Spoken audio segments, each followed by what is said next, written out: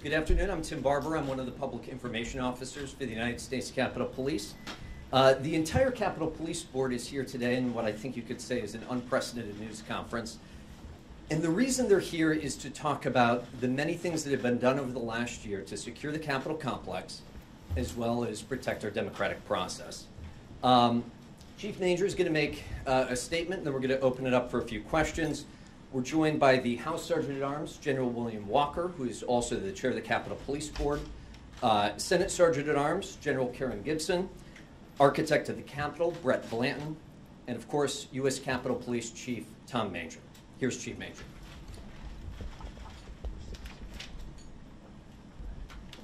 Thank you, Tim. Good afternoon, everybody. Thank you for being here. The United States Capitol Police, as an organization, is stronger and better prepared to carry out its mission today than it was before January 6th of last year. The department began significant work immediately after the 6th to fix the failures that occurred: intelligence failures, operational planning failures, leadership failures. The one thing that did not fail that day was the courage and resolve of the men and women of the United States Capitol Police. For the past year, our focus has been implementing improvements that would provide our officers with the resources that they need to fulfill their responsibilities safely and effectively. Since the attack on the Capitol, there have been nearly a dozen reports offering over 100 recommendations on needed improvements and reforms. To date, we have completed or addressed over 90 of those recommendations. And when I say completed, that means we've implemented the recommendations. When I say we've addressed them, that is that we have a detailed plan in place to implement, but we're not fully completed yet with that recommendation. So the work continues. Let me list some of the major improvements that we've made over the past year. We've improved the way that we gather, analyze, share, and use and disseminate intelligence. We've brought on an operational planning expert from the United States Secret Service to develop a blueprint for handling large events with a focus on intelligence, assets, and coordination both internally and with our outside partners as well. We've done massive joint exercises ahead of major events. We now conduct in-person briefings for uniformed officers prior to the major events. We've provided cell phones to every one of our police officers so that they get daily intelligence reports, daily operational information on their phone every day. We developed a formalized process to request and receive assistance from partnering law enforcement agencies from around the region.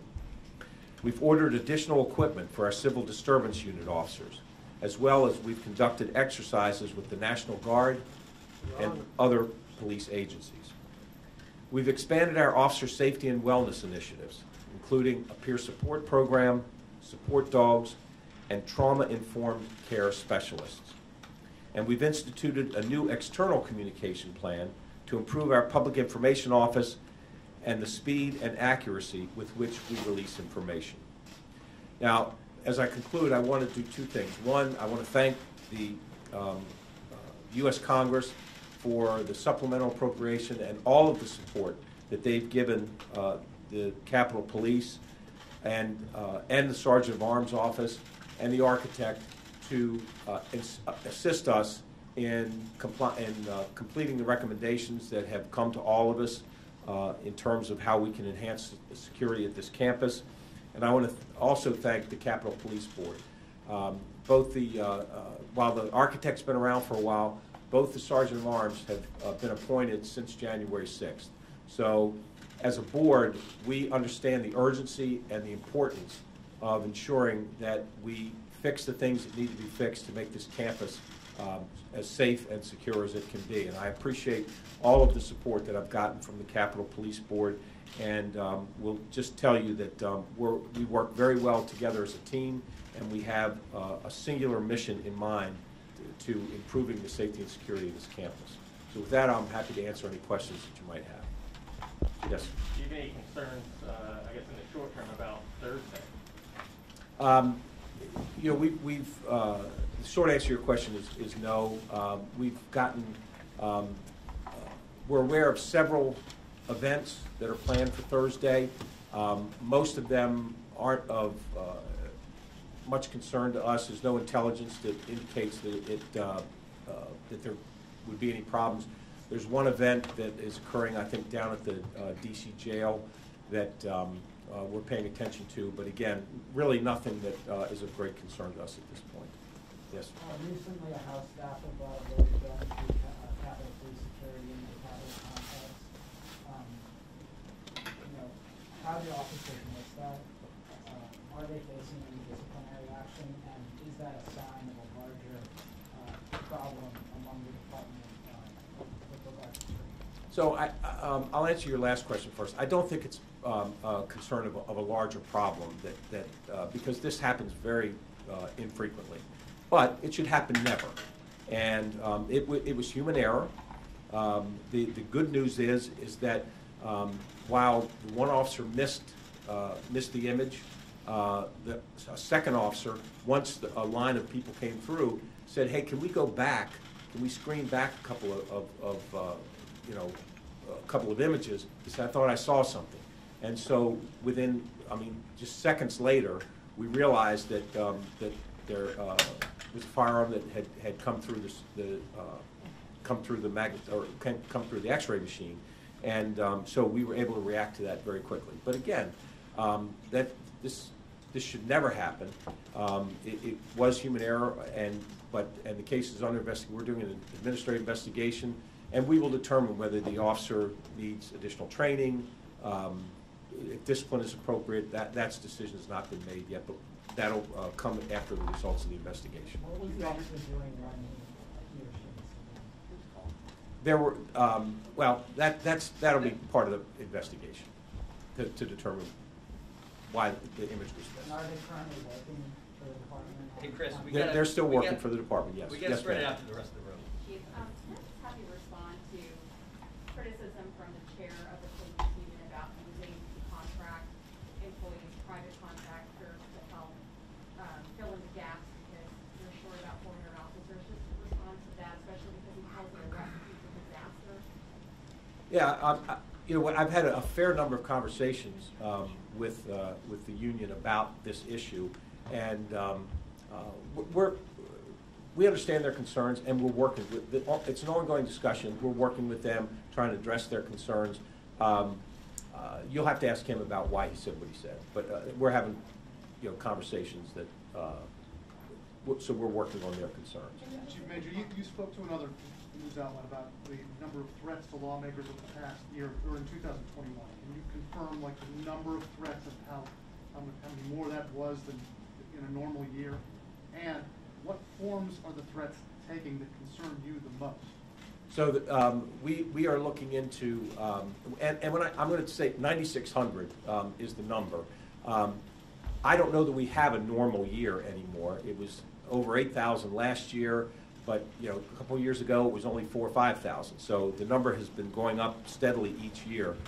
And when I say threats, these are they're phone calls, they're emails, they're social media, things that we find on social media. So they come in a number of ways and in varied ways. Not every one of these so-called threats rises to the level of being a crime. So when we say threats, it's basically a concerning statement that we need to look into. Some of them do rise to the level of a crime. We investigate it as a crime, and there are cases where we make arrests and there's prosecution. Can you give us detail on the ones that concern you the most? The ones that concern us the most are the ones where we have had previous contact with the individual who's making the threat, and we're concerned about their actions. That it's going to be more than just an anonymous email or something. Those are the ones that concern us the most. We just have time for a few more questions, so try to keep it to one. I have a question for Mr. Blanton, actually.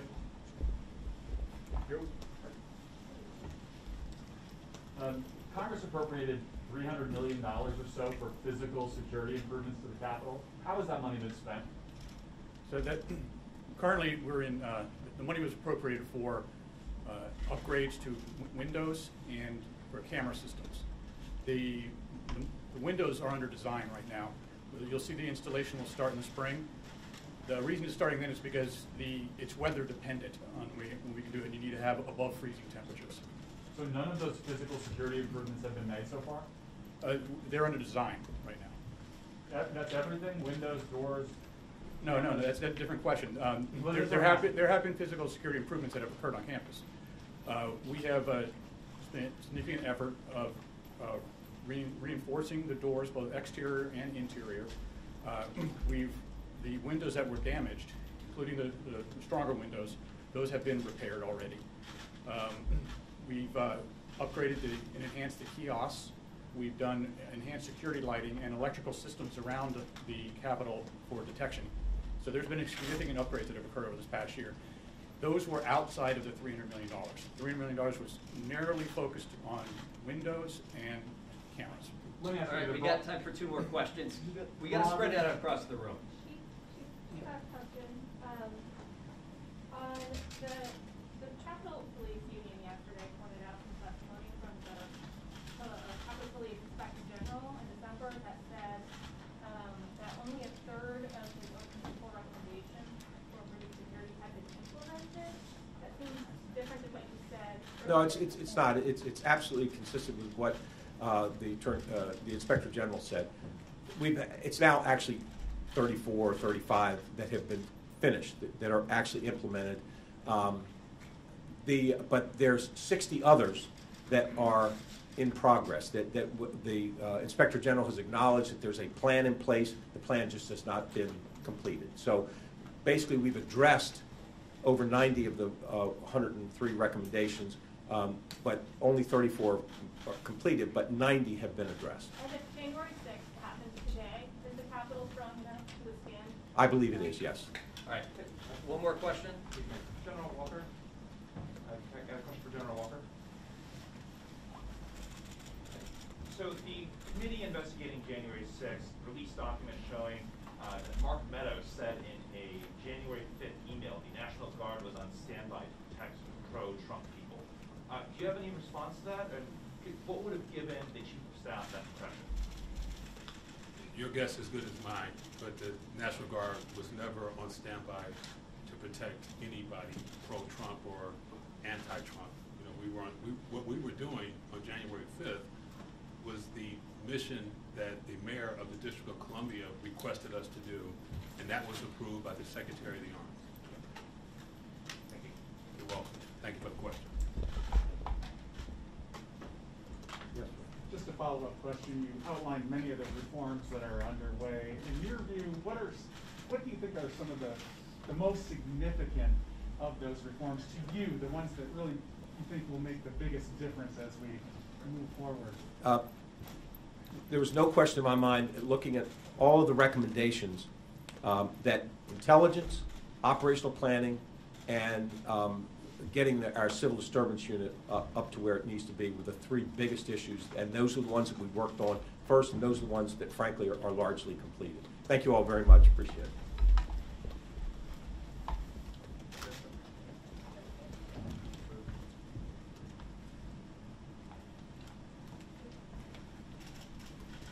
Thank you, everybody. And we don't anticipate doing a press release today with this, but the chief is testifying tomorrow in front of the Rules Committee, so we'll have much more about our improvements then. Thank you. Thank you. Tim, do you plan to put out his testimony ahead of time?